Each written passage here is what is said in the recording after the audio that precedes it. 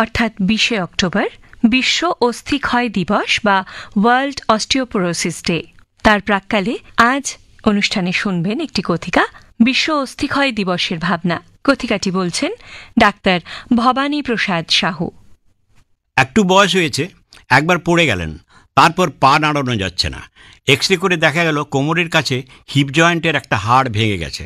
আপনার নিশ্চয়ই আগে থেকে হাড় দুর্বল তথা অস্থিক্ষয় বা অস্টিওপোরোসিস ছিল, না হলে খুব জোর আঘাত না পেলে তো এভাবে হাড় ভেঙে যাওয়ার কথা নয়। সত্যিই এখন এই অস্থিক্ষয়ের ব্যাপারটা সারা বিশ্বজুড়েই বেড়ে চলেছে। বর্তমানে কমপক্ষে 60 কোটি বিশ্ববাসী অস্টিওপোরোসিসে ভোগেন। এর ফলে শুধু গাঁটে ব্যথা নয়, অল্প আঘাতে হাড় ভেঙে গিয়ে দুর্ভোগ, এমনকি শয্যাশায়ী হওয়ার ঘটনা আকছারই ঘটছে। অস্টিওপোরোসিসের এই ক্রমবর্ধমান প্রকোপের কারণে এই ব্যাপারে আন্তর্জাতিকভাবে সচেতনতা বৃদ্ধির উদ্দেশ্যে 1996 সালে ইংল্যান্ডের ন্যাশনাল অস্টিওপোরোসিস সোসাইটি অক্টোবরের 20 তারিখটিকে বিশ্ব অস্টিওপোরোসিস দিবস হিসেবে প্রথম পালন করে।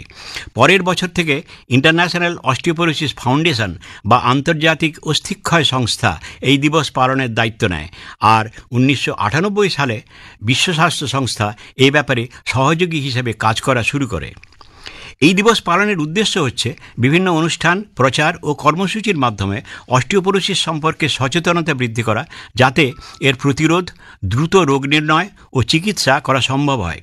এর জন্য প্রতি বছরই একটি বিশেষ মূল ভাবনা বা থিম নির্বাচন করা হয়।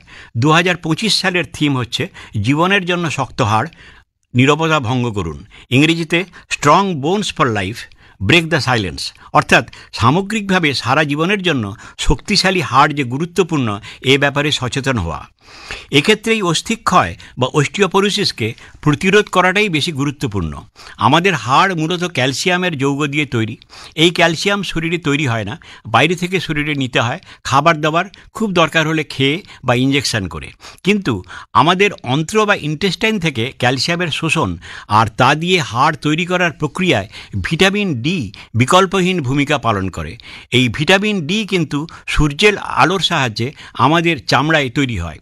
অবশ্য আসলে তৈরি হয় ভিটামিন ডি এর পূর্বসূরি, যা লিভারে গিয়ে ভিটামিন ডিতে পরিণত হয়। আর খুব অভাব ঘটলে ভিটামিন ডি বাইরে থেকে শরীরে নেওয়া যায়। তবে স্পষ্টতই ছোটবেলা থেকে গায়ে রোদ লাগালে আর ক্যালসিয়ামযুক্ত খাবার প্রতিদিন অল্প কিছু খেয়ে রাখলে পরবর্তীকালে অস্থিক্ষয় আটকানো সম্ভব। আর দরকার জন্মের পর 6 মাস তো বটেই, পরেও মাতৃদুগ্ধ শিশুকে বেশ কিছুদিন দিয়ে যাওয়া। কিন্তু এখনকার তথাকথিত আধুনিক সময়ে অনেক মাই বাচ্চাকে বুকের দুধ ওই পরিমাণে দেন না। অন্যদিকে বাচ্চাকে আতুপুতু করে রাখতে গিয়ে রোদে হাঁটতে বা খেলতে না দেওয়া, আদরের নামে ফাস্টফুড খাওয়ানো, ঘরের কাজ তথা শারীরিক শ্রম থেকে দূরে রাখা, এসব করা হয়েই থাকে। ফলে ছোটবেলা থেকেই অস্টিওপোরোসিসের বীজ রোপণ হয়ে যায়। বিশ্বজুড়ে অস্টিওপোরোসিস বা অস্থিক্ষয় বর্তমান সময়ে দ্রুত বেড়ে চলার এসবও বড় কারণ। এছাড়া ধূমপান ও মদ্যপানও অস্থিক্ষয় ঘটায়, প্রয়োজন তা বন্ধ করা বা নিয়ন্ত্রণ করা। ক্যালসিয়াম সমৃদ্ধ খাদ্য হচ্ছে মাতৃদুগ্ধ তো বটেই, সব ধরনের দুধ আর দই, বাদাম, ব্রকোলি, সয়াবিনের পনির, মাছ, বিশেষত কাঁটাশুদ্ধ ছোট মাছ ইত্যাদি। নানা ধরনের শাকসবজিতেও অল্প করে হলেও ক্যালসিয়াম থাকে, আর প্রতি 100 গ্রাম ডিমেও থাকে প্রায় 50 মিলিগ্রাম ক্যালসিয়াম। অন্যদিকে ভিটামিন ডি এর মূল উৎস হচ্ছে সূর্যালোকের আল্ট্রাভায়োলেট রশ্মির সাহায্যে চামড়ায় এর পূর্বসূরি।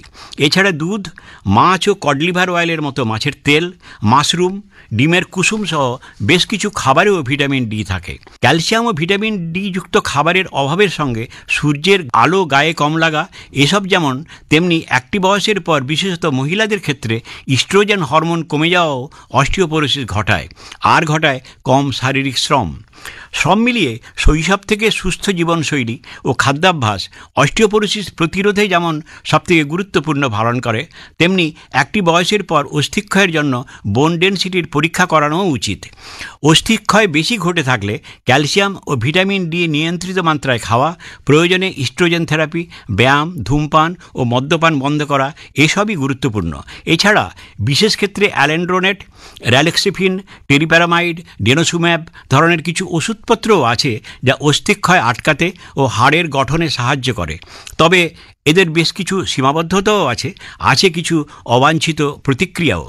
তাই একটু খাবার দাবারের দিকে খেয়াল রেখে বিনা পয়সায় পাওয়া সূর্যের আলোকে ছোটবেলা থেকে কাজে লাগিয়ে অস্টিওপোরোসিস বা অস্থিক্ষয় আর দুমদাম হাড় ভেঙে যাওয়া আটকাতে পারলে সেটাই বাঞ্ছিত হবে নাকি?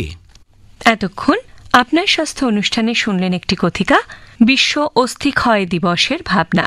কথিকাটি বললেন ডাক্তার ভবানী প্রসাদ সাহু।